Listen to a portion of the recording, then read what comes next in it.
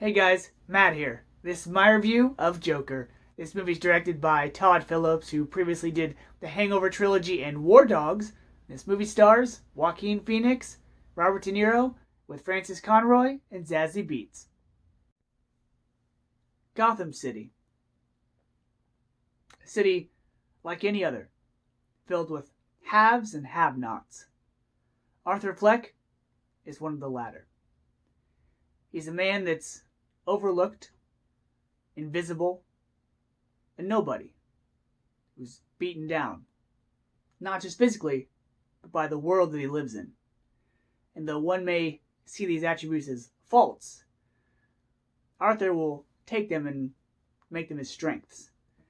And this nobody will very quickly become a very prominent somebody. This is Joker. Now, many people will compare Joker to the Martin Scorsese classics, Taxi Driver, and The King of Comedy. And you could even throw in American Psycho. And that's fine. Someone doesn't have to watch those movies to understand or get Joker, but they would probably appreciate it more, or they would see it as a straight-up ripoff. All film is subjective, so view it how you will. But those movies are about an individual that aspires to be something greater than they are.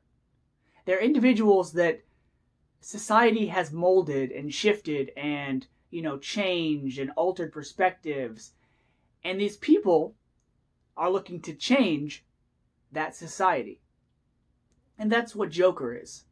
But Joker kind of flips it on its side because now we're dealing with an overtly ill man. Yes, you could say the characters of Rupert Pumpkin and Travis Bickle in Taxi Driver and King of Comedy, had mental illnesses or personality disorders, but this movie doesn't shy away from making Arthur Fleck, someone who's not well. If you were like me and you thought this movie was going to be like Maleficent, where they took a villain and they showed us their perspective, and that they were just misunderstood and we sympathize for them and root for them, Joker's not that kind of movie. Joker doesn't make you sympathize with Arthur Fleck. No. It makes you pity him. This film is a tragedy. It's a movie about a man whose life descended and descended and descended. And only when it ascends does it ascend into madness. Joaquin Phoenix is great in this movie. That should go without saying. He plays Arthur Fleck in a way that is not only like Michael Douglas in Falling Down, where he's a man who's just had enough and is oppressed by society and fights back, but he also plays Arthur Fleck with a disability. And so you have that aspect to it as well. He's not just a man who's troubled or has disease, but also a man who's oppressed by society. So it's like a double load on him, and he pulls it off. I think this movie, along with The Master, are his two finest performances as an actor. And it shows you he's the Oscar nomination caliber, and he shouldn't be overlooked. As far as the supporting cast goes, unfortunately, with a movie like this, where you have Arthur and Joaquin Phoenix chewing up the scenery and being in every scene and having his character to arc throughout the film, a lot of the side characters are really one note, but you can't ask them for more than that. Zazie Beetz as Arthur's neighbor, Brett Cullen as Thomas Wayne, Robert De Niro as Murray Franklin, he's a talk show host, or forget her name, but the woman that plays Arthur's mom. Again, they're one note, and they don't really change throughout the movie, but they don't have to, because Arthur's the one that changes, not them. They help him change. This movie also had really good music. Really memorable songs. This is one of those films where a song makes the ending. Makes the ending unforgettable. Makes the ending more emotional. And makes it stick with you.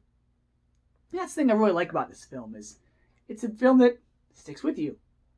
It makes you want to watch it more than once to pick up on things that you may or may not have noticed. It's also a movie that makes you want to discuss things, converse with friends and coworkers about things that may have a meaning that is or isn't there. No pun intended.